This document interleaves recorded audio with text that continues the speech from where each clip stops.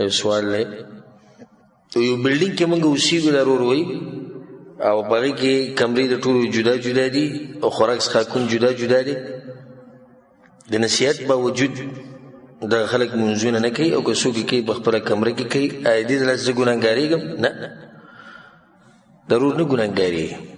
بله چې کمره جدا ده خوراک څښاک جدا دی هغوی نه به د هغوی الله تپوس کوي ولا تزر وازرة وزر اخرى د یو بوج بل باندې ایښودی کېږي که دې ورور نصیحت نه کولی نو بیا په دې مسله کې راګېرېدو هغوی چې زه نصیحت کوم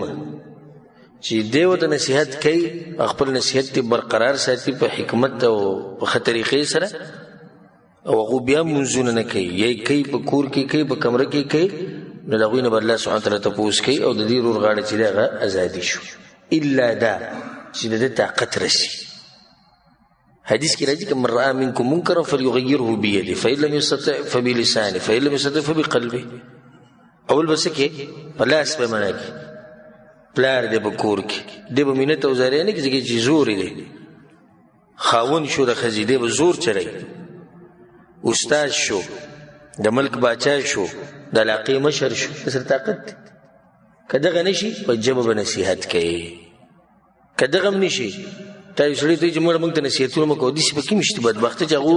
پابندي په تا ولګوي ستا سره څه زور نه وي فبقلبه په زړه کې به دا کار بد ګڼي که دوی پرېښودی شي پرېښودل زه دي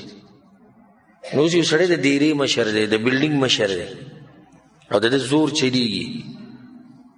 نو د دا نه چې بېلما زه پراته دي او ده وایي زه خیر د پراته دي و چاته څه ووایو نه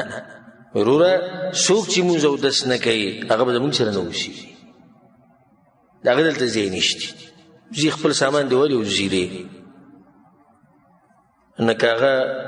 غالب ګمان خدای چې دې د لاسه لمونځ اودس شروع کړي که نه یې کوو بس زی به د خپله غاړه ازادي کړه والعلم عند الله